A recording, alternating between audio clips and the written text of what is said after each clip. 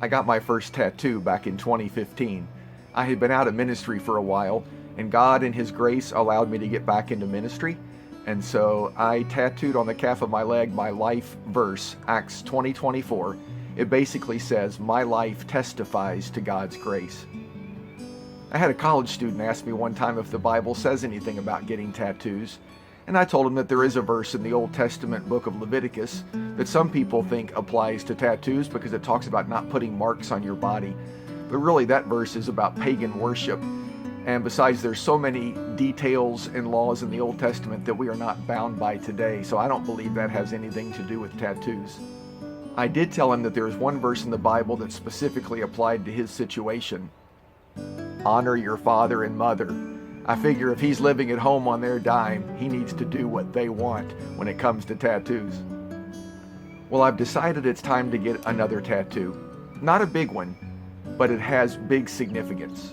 So thanks for taking this journey with me.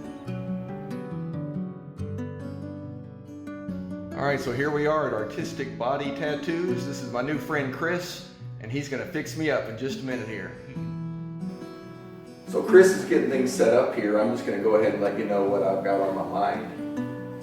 I'm gonna actually have a punctuation mark put on my arm today. Now you might think that I'm gonna have a question mark put on because questions lead to search, and search leads to discovery, and discovery leads to knowledge, knowledge leads to wisdom, so that'd be a good thing.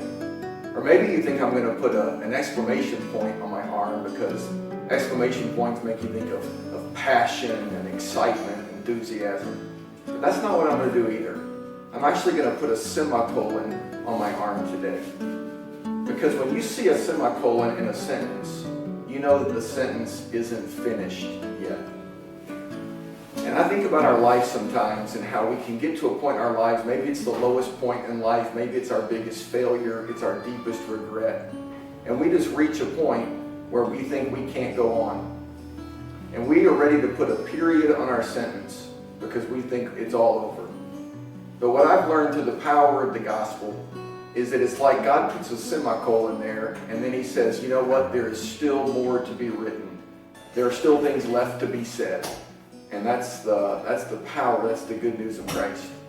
And so I want to think about that today while Chris is working on me. All right, so it looks like he's about to get started. Ouch! We haven't even started. Oh, he's just drawing it on there. Sorry. All right, Mark, here we go. Take a little I just want to pick up with this whole idea that God has a second part of the story that He wants to write for our lives. You know, I think about Joseph in the Old Testament. Joseph was born into wealth, and yet his brothers betrayed him. They sold him into slavery. He ended up in prison, falsely accused. All kinds of things were going wrong for Joseph. And he thought it was a period in his life, that was the end of the story. But man, God had a whole lot more to say. So God put a semicolon there. And then in the rest of the story, God used Joseph to rescue the nation of Egypt and the nation of Israel. I think about King David in the Old Testament. Man, he was born a man who just loved the Lord and he served God and was just such a godly king. And then through some really bad decisions, he committed adultery. He committed murder to cover up the adultery. And it looked like he had just wrecked everything. And he thought maybe that his life was done. It was a period at the end of his story. But God put a semicolon there. And God let him write the rest of the story. And God just did some amazing things through David later in life. In fact, he was called a man after God's own heart. Even Jesus. You think about Good Friday and Easter Sunday.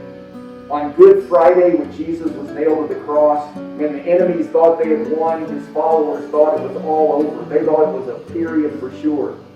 But on Easter Sunday, Jesus came back to life, and he realized that there was more to be written to that story on the other side of the semicolon. So with this tattoo on my arm, it's just a reminder to me and an opportunity for me to say to other people that no matter where you are in life right now, no matter what kind of mistakes you've made, no matter what kind of mess that you've made in your life, that there is another part of the story, that God has more that He wants to say.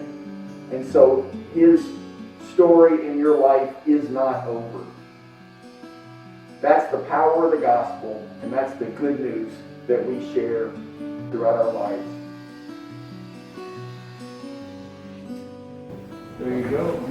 Very cool. That's great. Wasn't too bad, was it? No, it really wasn't. And there it is, a semicolon tattoo.